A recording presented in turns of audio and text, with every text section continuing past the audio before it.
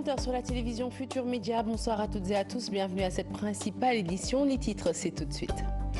Mouvement d'humeur à l'hôpital de Pikine. Les travailleurs ont déposé un préavis de grève. Ils réclament l'alignement des indemnités et le paiement de 700 millions que la CMU doit à l'infrastructure selon leurs revendications. Interpellé, le directeur de l'hôpital a réagi. Il affirme qu'il prendra en charge les doléances de ses employés et prévoit prochainement une rencontre avec le syndicat. Célébration de la journée mondiale de l'eau ce mercredi à Soum dans le département de Foundiougne. Cela fait 3 ans que les robinets ne coulent plus. La cause, une facture de 18 millions que la commune doit à la SDE. N'en pouvant plus de subir ce calvaire, les habitants ont marché. Une protestation qui n'a pas plu au maire qui dit faire tout son possible pour trouver solution à ce problème. À Kolda, en revanche, on note une absence d'infrastructures hydrauliques. Le taux d'accès à l'eau est de 16%. Une situation qui pousse les femmes à éviter d'épouser des hommes qui vivent dans des endroits où l'eau fait défaut. Basket, Dame Diouf reprend l'équipe en main. Toutefois, l'instabilité au sein de l'encadrement semble avoir émoussé l'ardeur des joueurs. Les détails tout à l'heure dans la page des sports. Enfin, l'invité du 20h, il s'agit de M. Amadou Kanouté, directeur exécutif de la SICODEV Afrique, interrogé par Mahmoudi Brakan. Une interview à suivre comme d'habitude, tout de suite après cette édition. Voilà pour les titres, le développement à présent.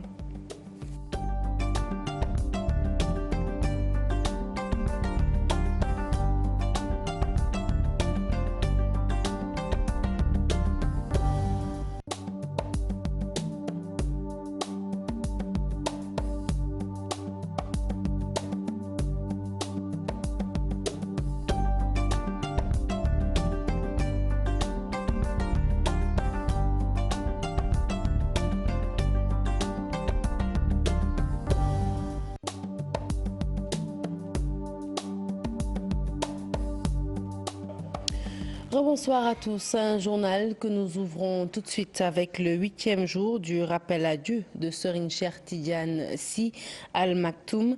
Tivaouane a fait le plein. Des guides religieux comme Cheikh Béthio Thioune ou encore Serigne Abdou Karim Mbacké ont fait le déplacement.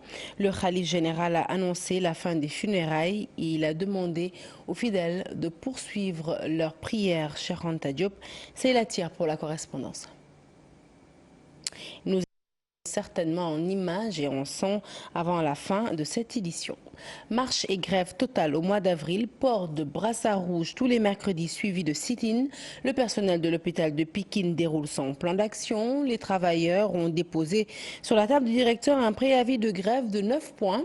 Et parmi ceux-ci, l'alignement des indemnités et le paiement des 700 millions que la CMU doit au plus grand hôpital de la banlieue dakaroise. Les propos d'Ibrahim Diaw, eh bien, nous les recueillerons certainement tout à l'heure avant la fin de cette édition. En tout cas, retour sur cette information avec laquelle nous avons entamé ce journal, le 8e jour du rappel à Dieu de Serigne Cheikh Tidiane Sy Al Maktoum.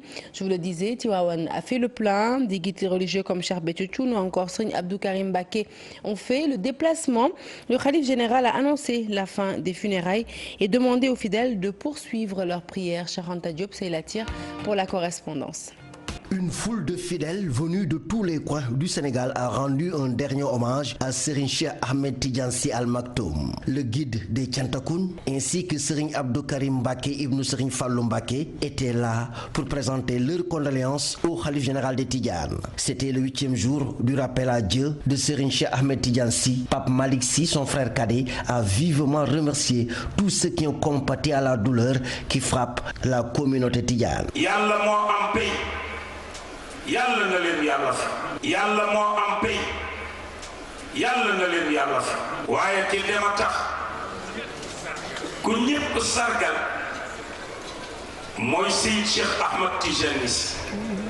Je voudrais tout d'abord rendre grâce à Dieu, remercier tous les Sénégalais qui ont compati à la douleur, présenter leurs condoléances suite au rappel à Dieu de Serigne Cheikh. Même le ministre des Affaires étrangères de la France nous a appelés. C'est toute la communauté islamique qui a perdu un grand homme. Le ministère des Affaires étrangères pour France, tabarakallah.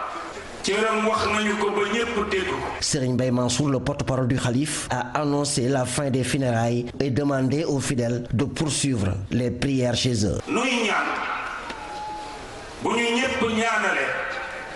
kooka ñaanaale lu mu ñaan yàlla dana ko nangu. Je rappelle aux fidèles que tout est bien qui finit bien. Plus de funérailles, nous demandons aux talibés de rester chez eux et de prier pour lui rendre un ultime hommage. Le député Alioune Dia, représentant de la famille de Mbelekhé, approuve et demande à toute la communauté de respecter scrupuleusement le mot d'ordre. Donc, nous venons de libérer nos talibés, nos daïres. Ce n'est plus la peine de faire des communiqués, ce n'est plus la peine de prendre des cars pour venir à Tivaouane. Tout est arrêté aujourd'hui.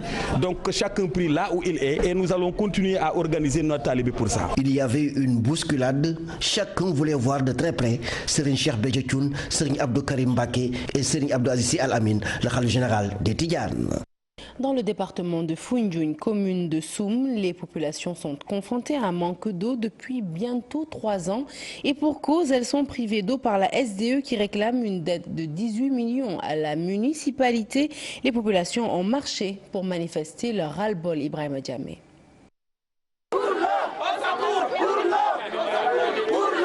C'est sous un soleil accablant qu'ils ont effectué cette marche dans les rues de la commune. Les habitants de Soum sont assoiffés, disent-ils, à cause de leur forage tombé en panne depuis 3 ans et de la coupure d'eau de la SDE qui leur aurait présenté une facture non payée de 18 millions de francs CFA.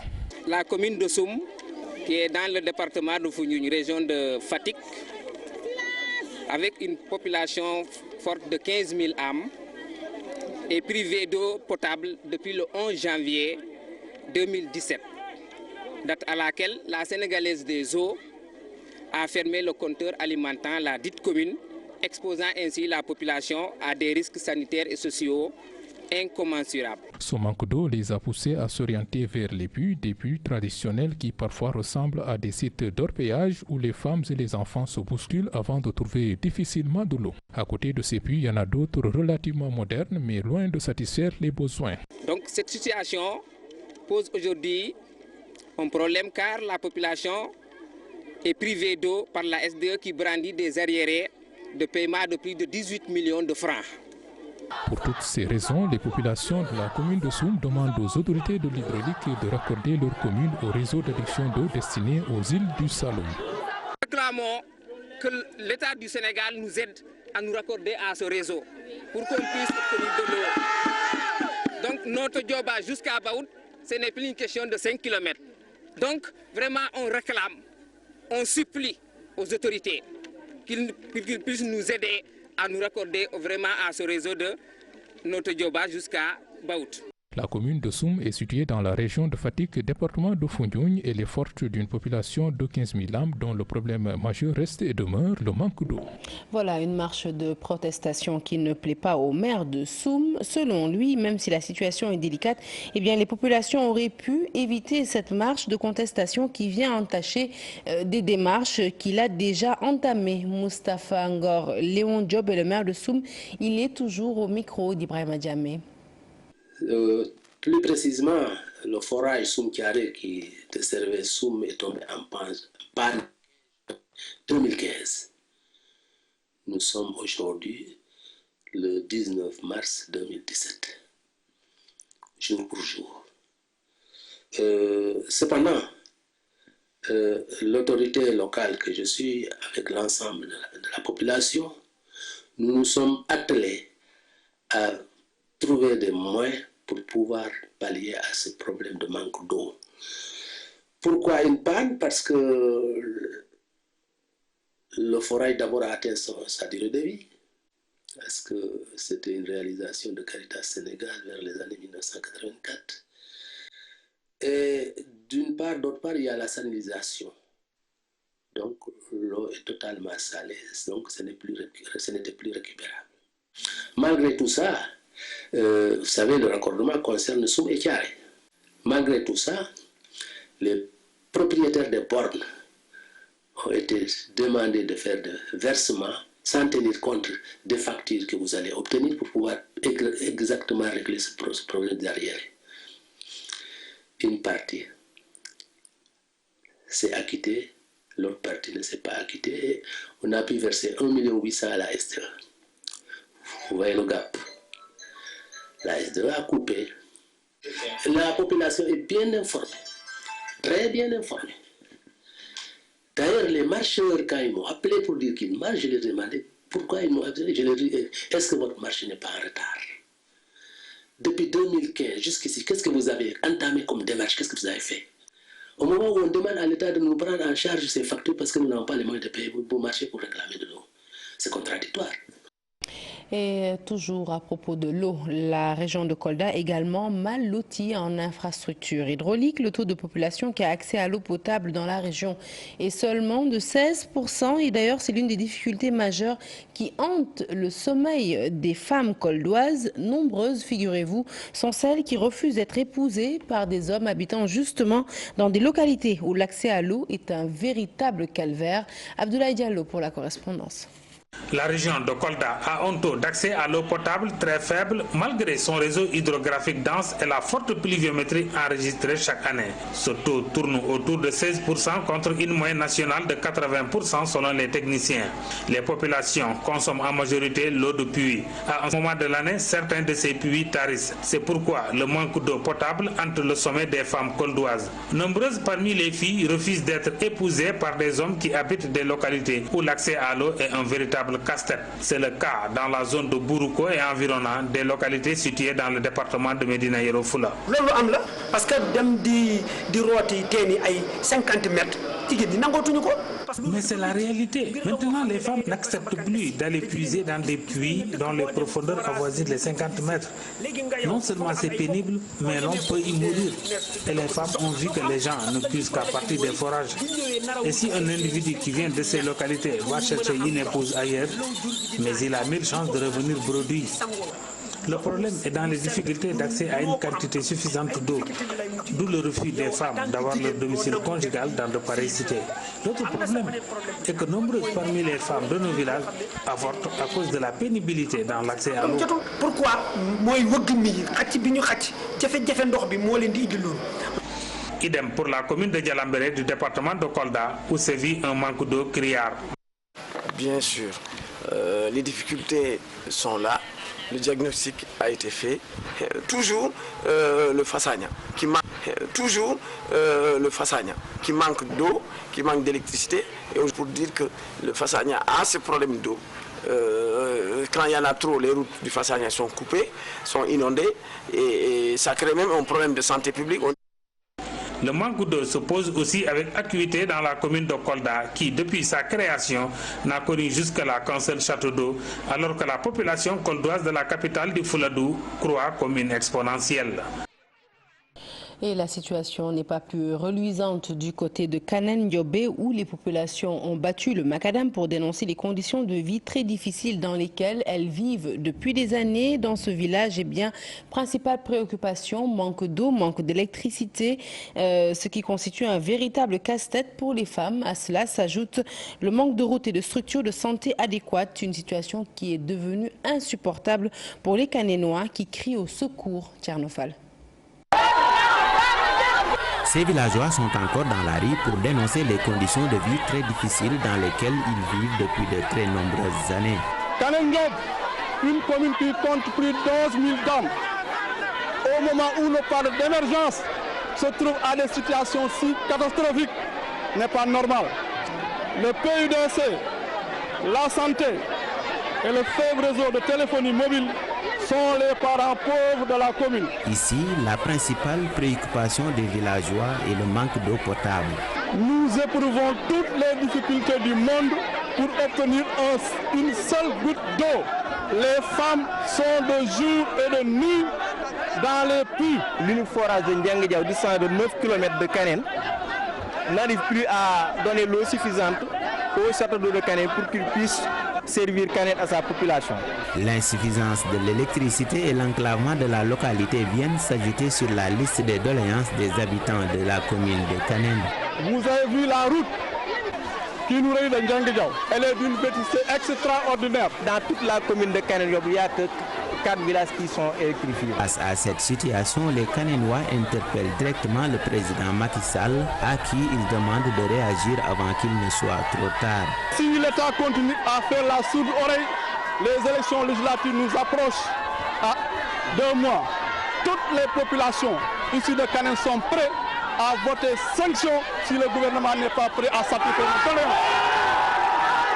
Kanen Djob est une jeune commune située dans l'arrondissement de Sagataguet, dans le département de Kébémer. Elle polarise 46 villages et sa population est estimée à environ 11 000 habitants. Avancée de la mer, mauvais entretien des ouvrages construits pour lutter contre les inondations, absence totale de collecte des ordures ménagères dans les zones mal loties. Les signaux sont au rouge dans les quartiers précaires de la banlieue dakaroise. Pour faire face aux dangers de santé publique, l'Union européenne et Plan Danemark comptent injecter 3 milliards de francs CFA dans les communes de Wakhinane Nimzatt, Djeddah Thiaroye Kao et Médina Gounass. Reportage Salisso Asmalik Diop. Ce matin encore, le ramassage des ordures ménagères se fait, mais c'est avec beaucoup de peine. Toutes ces femmes rallient l'artère principale de la commune non lotie. L'évacuation des ordures ménagères pose problème ici. À Médina Gounass, les maisons ne sont pas alignées. Le camion Ben ne peut pas accéder dans les étroites ruelles de la cité. Si je prends un exemple, la commune ici a un camion Ben qui ne peut pas aller dans les petites ruelles. Donc, en conséquence, il faut que les citoyens, les populations soient aussi accompagnés pour qu'elles puissent effectivement rejoindre le camion Ben sur l'artère principale. Il en est de même des petites canalisations. À l'image de ce quartier de Guédiawaye, d'autres sont ciblés par un programme. Il intervient dans l'environnement urbain. La feuille de route initiale est tracée par les organisations communautaires de base. Pour essayer de corriger tout ça et travailler ensemble, nous avons pensé que ce maillon qui manquait dans la chaîne, c'était surtout la population. Et c'est cette population aujourd'hui qui s'organise, qui vient appuyer et l'État et la mairie pour prendre en tout cas les problèmes de leur quartier, de leur zone. La collecte des ordures ménagères n'est pas la seule équation. Les localités inondables de la banlieue se heurtent aussi à un problème d'avancée de la mer et surtout d'entretien des ouvrages d'assainissement liquide nouvellement construits pour faire face aux inondations. L'État a réalisé d'importants ouvrages au niveau de ces 3 communes, à l'image des bassins de rétention. Il sera question de voir comment bâtir sur l'existant, donc réaliser des micro-projets allant dans le sens d'améliorer la gestion des eaux de surface au niveau de ces communes. Pour un meilleur cadre de vie, l'Union européenne et Plan Danemark ont injecté 3 milliards de francs CFA au Sénégal. Médina Gounass, Djeddah Thiaroye Kao et Wakhinane Nimzatt sont les 3 communes précaires bénéficiaires des avantages du projet. Bonne nouvelle pour les ex-travailleurs de la Sotrac qui vont bientôt entrer dans leur fonds. L'État du Sénégal a décidé de payer le reste de leurs indemnités, reliquat estimé à plus de 9 milliards de francs CFA. La décision est bien accueillie par les concernés qui souhaitent un paiement juste et équitable. Les détails, c'est avec Fatima Bayou-Soubarou qui ont assisté à leur conférence de presse. Lueur d'espoir pour les ex-travailleurs de la Sotrac, la décision de l'État de payer le reste de leurs indemnités vient à son heure, plus de 9 milliards pour 2196 ex-agents. C'est une décision qui est vraiment salutaire. On en profite pour féliciter l'État de cette décision. Maintenant, nous attendons à ce que ce volet-là soit réglé le plus rapidement possible. Un volet qui pèse 9 milliards pour 2186 agents. Donc, nous demandons à ce que l'État s'exécute le plus rapidement possible, parce que les gens sont fatigués. Il a pris la décision, il a les institutions, il a les instruments et il connaît les mécanismes. Nous voulons qu'il prenne l'intégralité de cette responsabilité pour l'exécuter de façon décente.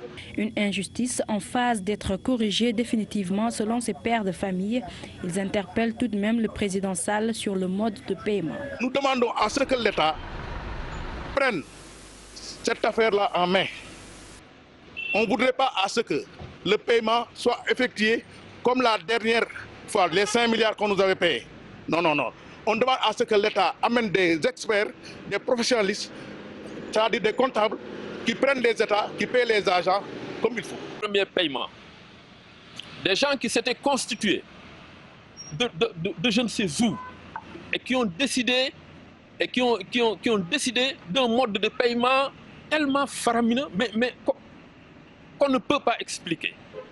Autant d'injustices qui font que autant d'agents ont été lésés dans leurs droits pour voir des gens qui ne devaient même pas en bénéficier, parce qu'ils n'étaient pas là pendant la liquidation de la Sotrac.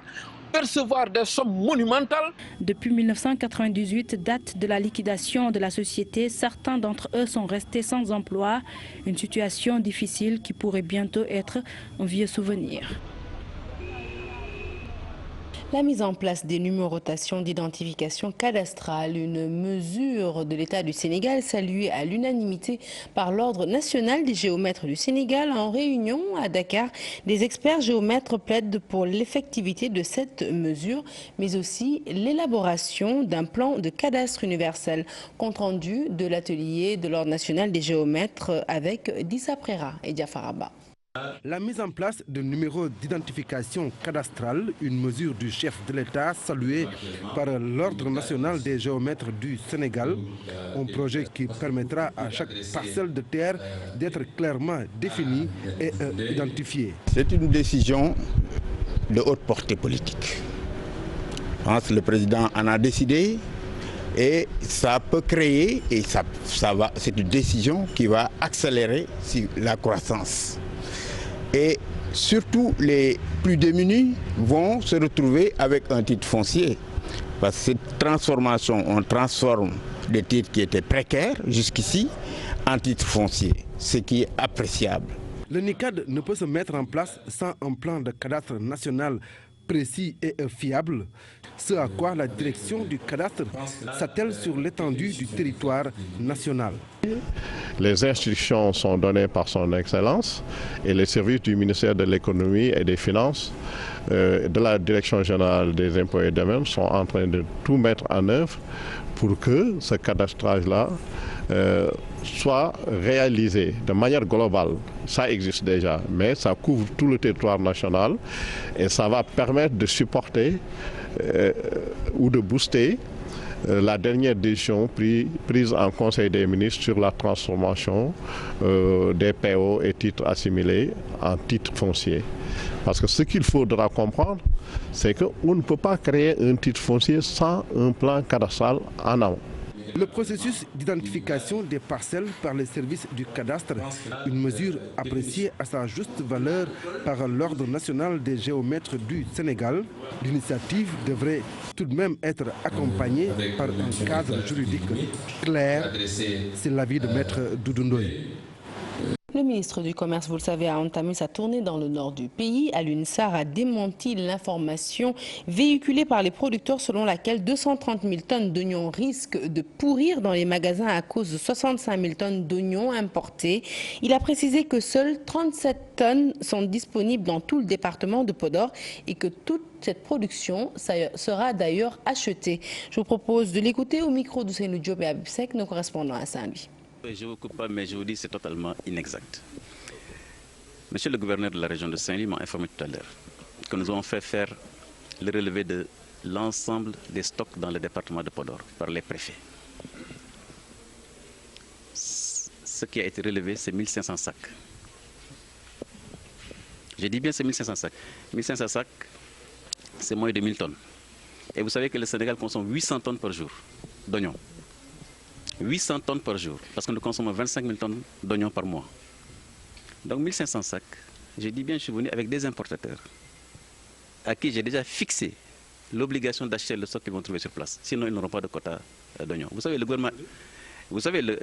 gouvernement est extrêmement déterminé parce que nous n'allons pas investir autant d'argent pour ensuite laisser tomber les producteurs. Donc je disais bien qu'il faut que chacun quand même joue sa partition et que chacun joue le jeu, honnêtement et franchement. Demain, nous ne sommes pas dans des buzz médiatiques, mais nous disons simplement, là, il y aura le stock d'oignons, on l'identifiera et il sera acheté. Parlons à présent de la visite du ministre de l'élevage à Sédhiou. Tous les acteurs du secteur ont pris part à un CRD, comité régional de développement, et sont largement revenus sur le fléau du vol de bétail. Aminata Mbengue Ndiaye déplore le fait que les voleurs soient relâchés après quelques mois de prison seulement.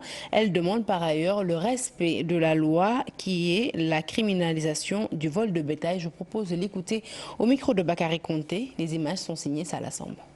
Aujourd'hui, beaucoup d'éleveurs sont découragés à cause du vol de bétail et de la non-application surtout des sanctions qui sont prévues dans le code pénal et le code de procédure pénale en ce qui concerne le vol de bétail. C'est un délit qui est criminalisé. Mais aujourd'hui, au bout d'un an, au bout de quelques mois, les voleurs qui sont pris, ils viennent de prison pour narguer même les éleveurs et ça peut poser des problèmes de représailles que nous sommes en train de ressentir dans certaines régions.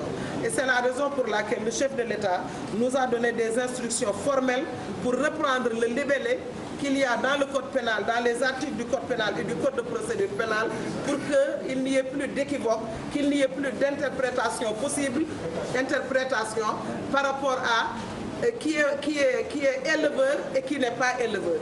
Celui qui tire l'essentiel de ses revenus de l'élevage et celui qui a investi plus que lui ou celui qui a investi plus que lui mais qui n'a pas comme activité principale l'élevage. Je pense que tout cela, en tout cas, nous allons en tenir compte et faire le plus rapidement possible les propositions qui pourront nous permettre d'avancer très rapidement. Allez, retour dans la banlieue dakaroise. Je vous le disais tout à l'heure, marché, grève totale au mois d'avril, port de brassard rouge tous les mercredis, suivi de sit-in. Le personnel de l'hôpital de Pikine est déterminé à dérouler son plan d'action. Les travailleurs ont déposé sur la table du directeur un préavis de grève portant sur 9 points. Et parmi ceux-ci, l'alignement des indemnités et le paiement de 700 millions que la CMU doit au plus grand hôpital de la banlieue dakaroise, selon ces derniers, bien sûr. Les propos de Ibrahima Diao, secrétaire général section locale donc du SAS, sont recueillis par Salisso et Asmalik Diop. Des conditions qui font de l'hôpital rose en haut mais morose à l'intérieur. Car vraiment, depuis lors, nous avons demandé l'évaluation du système des 3 temps et ce système a vieilli l'ensemble du personnel avant l'âge de la retraite. Donc aujourd'hui, nous avons demandé à l'administration d'évaluer ce système. La deuxième chose fondamentale, c'est le paiement discriminatoire des primes de rendement et de motivation. Nous avons demandé que ces primes soient payées de manière équitable. Troisième chose, c'est la prise en charge totale des prestataires pour le personnel au niveau du scanner. On doit nous prendre en charge, mais on a vu que certains prestataires ne sont pas pris en compte pour le personnel. L'autre chose, c'est par rapport au recrutement des prestataires. Nous devons recruter les prestataires qui sont dans l'hôpital et qui sont dans le circuit depuis des années. L'autre chose, c'est par rapport au paiement des factures de la CMU et du plan Sésame. La CMU nous doit des factures de plus de 700 millions, alors que la subvention de l'hôpital est de 300 millions. L'autre chose, c'est par rapport aux retraités. Nous les invitons à aller se reposer et prendre repos de l'hôpital pour le fonctionnement de l'hôpital. Il y a des retraités qui sont toujours dans l'hôpital et qui entravent le fonctionnement de l'hôpital. Nous allons décréter à partir d'aujourd'hui les mercredis rouges de l'hôpital. À partir d'aujourd'hui, chaque mercredi, tant qu'on n'a pas satisfaction, on va arborer des brassards rouges et faire un arrêt de travail à partir de 10h jusqu'à 13h. La direction de l'hôpital de Pikine a réagi. L'hôpital prendra en charge toutes les revendications si les moyens le permettent plutôt. L'assurance du directeur qui dit avoir fait beaucoup d'efforts déjà. Une rencontre entre sa direction mais aussi les syndicalistes aura lieu mercredi prochain. Propose d'écouter le directeur général de l'hôpital de Pikine, Mohamedou Abdelagay. Ces propos sont recueillis par Salif Sow et Asmalik Diop. Il y a la visite médicale aussi qui n'était pas organisée dans cet hôpital, qu'on a organisée durant cette période. Là aussi, il faut le prendre en compte parce que c'est toujours dans le cadre de la prise en charge du personnel. La formation du personnel qui n'était pas au niveau de l'hôpital.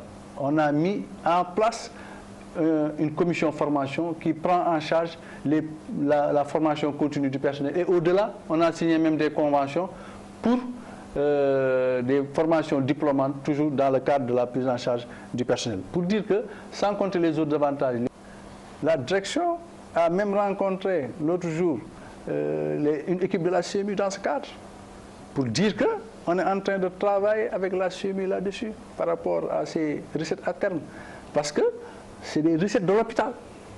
Et que la CMU aussi est un partenaire de l'hôpital. Parmi tous ces points de revendication, il y a beaucoup de points qui sont déjà en cours. Beaucoup de points qui sont déjà en cours. C'est pour cela que je les ai invités en réunion le mercredi 29 mars 2017. Parlons de tout à fait autre chose. Comment outiller les journalistes web pour le traitement des informations relatives au terrorisme et l'extrémisme religieux? C'était aujourd'hui le but de l'atelier de formation initié par l'Institut Timbuktu à l'intention de la presse en ligne. Le professeur Babacar Samb revient sur la pertinence d'une telle démarche au micro de Lissa Prera. La radicalisation de beaucoup de jeunes se faisait à travers l'Internet.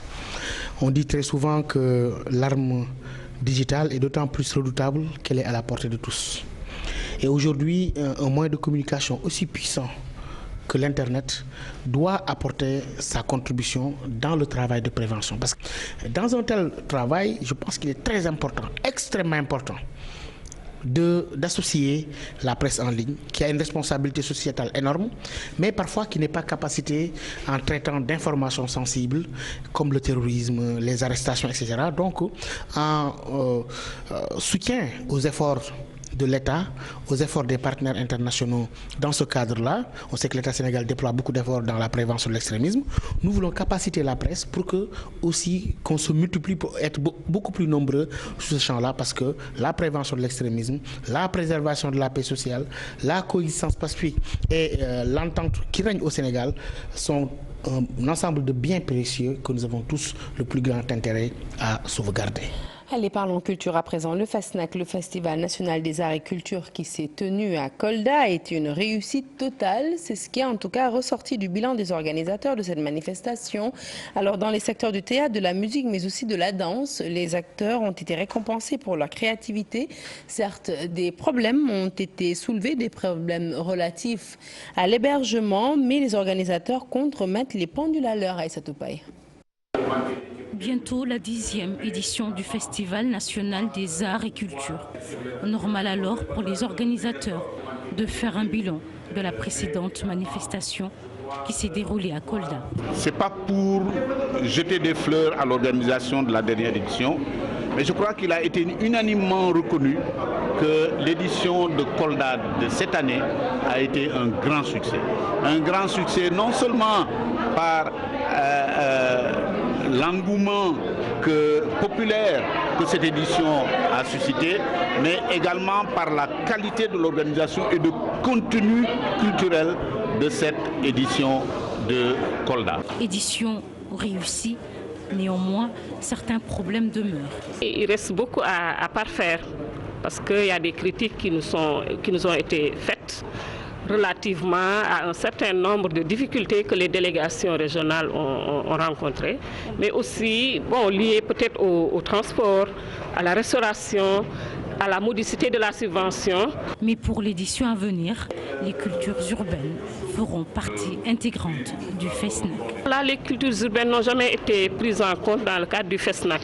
Ça nous a été reproché tout de suite, mais je crois qu'avec la nouvelle dynamique portée par Monsieur le Président de la République avec cette enveloppe de 300 millions dédiée aux cultures urbaines, il ne nous sera pas permis de ne pas intégrer les cultures urbaines. Des récompenses ont été décernées aux différents acteurs dans plusieurs régions du Sénégal lors du dernier FESNAC qui s'est tenu à Kolda. Et pour ce qui est de la région qui va abriter la prochaine édition, donnons notre langue au chat. L'actualité internationale, au moins 4 personnes sont mortes dans l'assaillant est un policier dans la double attaque survenue aujourd'hui en début d'après-midi sur le pont de Westminster dans le centre de Londres près du Parlement. 20 autres personnes ont été blessées dont 3 lycéens français selon nos confrères de France 24 qui citent le ministère français des Affaires étrangères. C'est un bus qui a foncé sur une foule avant de s'écraser sur les grilles après avoir quitté la chaussée. Des sources indiquent que la première ministre britannique Theresa May, qui se trouvait dans l'enceinte du Parlement au moment de l'attaque, a été exfiltrée. La police considère l'incident comme une attaque terroriste. C'est parti pour le sport.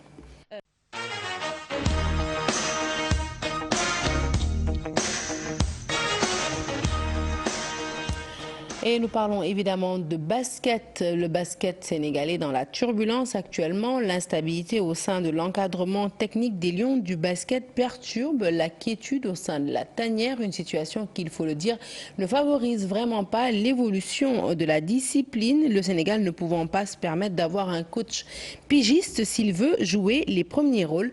Un sujet signé Chartidiane Diao. L'encadrement technique de l'équipe nationale de basket n'en finit plus de faire parler.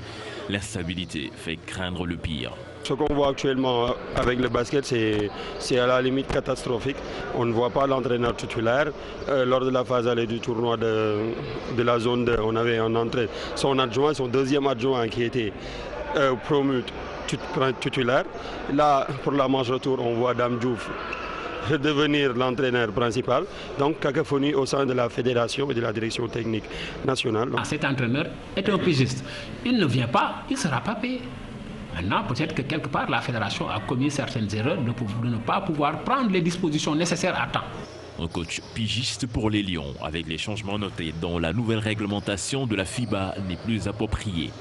Trouver un entraîneur à temps plein qui est là, qui travaille nuit et jour avec l'équipe nationale. Adidas par exemple, apporter un plus. Un homme comme Adidas, on doit le mettre à contribution. Il peut être très utile dans ce genre de situation. Un entraîneur de haut niveau, local ou pas, le Sénégal devra se décider pour ne plus faire face à cette situation fâcheuse. Vous venez de l'entendre dans ce sujet de Chartidiane Diao. Dame Diouf a donc repris les rênes de l'équipe nationale de basket du Sénégal. Le technicien se dit prêt à atteindre les objectifs fixés. Il s'est prononcé ce matin lors de la séance d'entraînement des Lions, de même que Juan d'Almeida. Nous les écoutons tous les deux au micro de Chartidiane Diao. Tout d'abord, vous me permettez de remercier la fédération et le directeur technique de m'avoir fait confiance et de rendre grâce à Dieu. Et je pense qu'avec l'aide de tout un chacun, la mission sera beaucoup plus aisée pour moi. C'est une grosse responsabilité compte tenu que c'est la dernière étape et il nous faut nous qualifier. On était en train de revoir nos systèmes sur le plan tactique et d'intégrer les nouveaux venus. Oui, je pense qu'on a pris une claque là-bas à Bamako, mais je pense que c'est mieux de la prendre maintenant. Et là, je pense que les gars se sont remis en question et tout le monde s'est regardé devant une glace et a dit ce qu'on sait faire de bien ou pas bien. Avec l'arrivée de certains joueurs en plus, je pense que ça va nous aider.